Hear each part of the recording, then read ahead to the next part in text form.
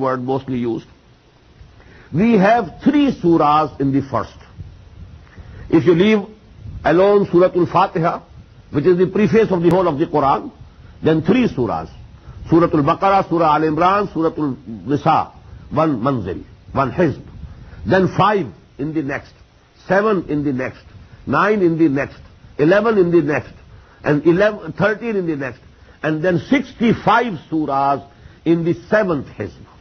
That is also a multiple of 13. 13 into 5 makes 65. So actually there's a beauty, numerical beauty, as well as, a gradual increase, 3, 5, 7, 9, 11, 13, and then 65. So this was also present, this division of the Quran into 7 ahzab, or 7 manazil, during the days of the Prophet ﷺ. Lastly, there is another grouping of these surahs. And incidentally, this is also in 7 groups.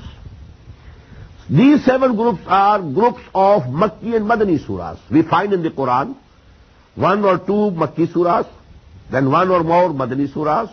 It becomes 1 group. Then 2 or 3 or 1 or 2 Makki surahs, then some Madani surahs, 2nd group. Then Makki, then Madani, 3rd group. Again Makki, again Madani, 4th group. Again Makki, again Madani, and so on. These are also 7 groups. We find in the first group, Surah Al-Fatiha is the only surah which is Makki. Only 1. Then 4 longest Madani surahs, Surah Al-Baqarah, Surah Al-Imran, Surah Al-Nisa, Surah Al-Ma'idah, and this goes to make the first group.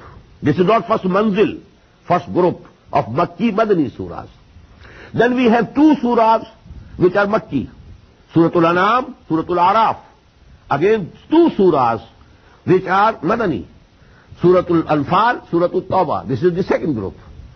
Then in the 3rd group, we have 14 surahs which are Makki, starting from Surah Al-Yunus, ending with Surah Al-Mu'minun, and only 1 surah which is Madani, and that is Surah Al-Nur. Then 8 surahs which are Makki, again 1 surah which is Madani, Surah Al-Ahzab, so on. Then again 13 surahs which are Makki, and then 3 surahs, Surah Muhammad sallallahu alayhi wasallam, Surah Al-Fath, Surah Al-Hujurat. These are the Madani surahs. Then from Surah Al-Qaf till Surah Al-Waqi'ah, they are the Makki surahs. From Surah Al-Hadid to Surah Al-Tahrim, these are the Madani 10 surahs, and this is the 6th group. And finally, it's nearly whole of it is Makki surahs, from Surah Al-Mulk to Surah Al-Ikhlas. Only the last 2 Mu'awwazatain, they are the Madani surahs. So these are also, and they are very meaningful. Every group has a central idea, central theme. And the aspects, one aspect of that subject is discussed in the Makki surahs. The other aspect of the same subject is discussed in the Madani surahs of the same group. So this is the basic terminology, because it will be repeated time and time again during my translation of the Quran. And when I want to explain what, is the meanings of those ayat and surahs, so this terminology is going to be repeated. That is why I wanted to acquaint you with the basic terminology before we start it. And now we start with Surah Al-Fatiha.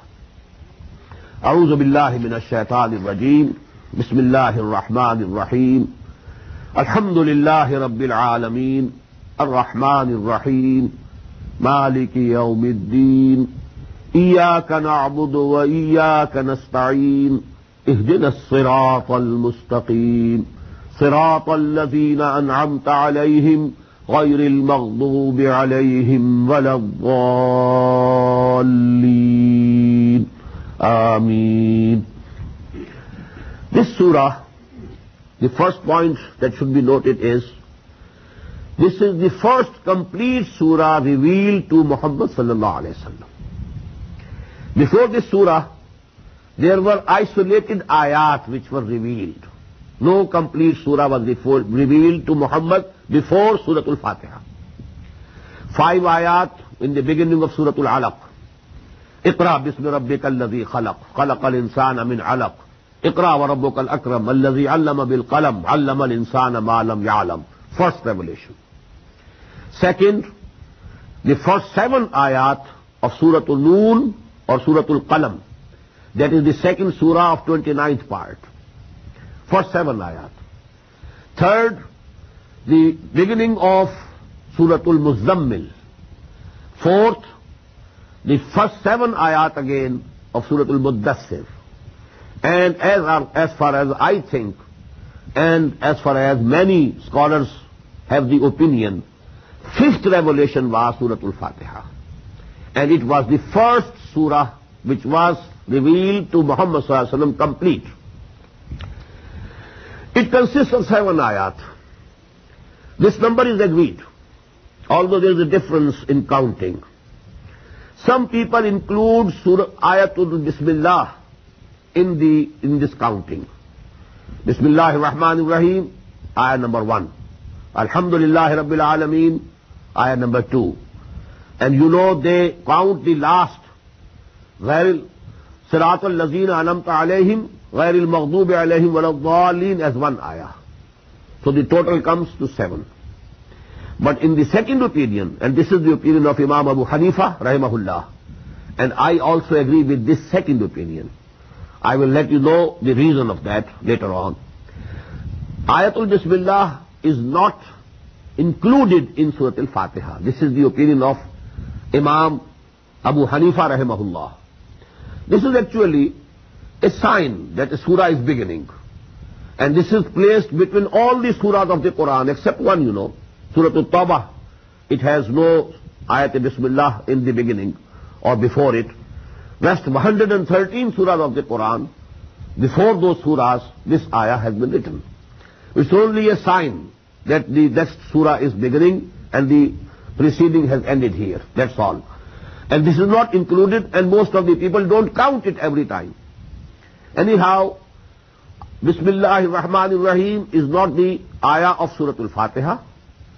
Surah Fatiha starts with Alhamdulillahi Rabbil Alameen, Ar-Rahmanir Rahim, second ayah, Maliki Yawmiddin, third ayah, Iyaka na'budu wa iyaka nasta'in, fourth ayah, Ihdina as-siratal mustaqim, fifth ayah, Siratal lazina an'amta alayhim, separately, ayah number 6, Ghairil maghdubi alayhim waladdallin, separately, ayah number 7.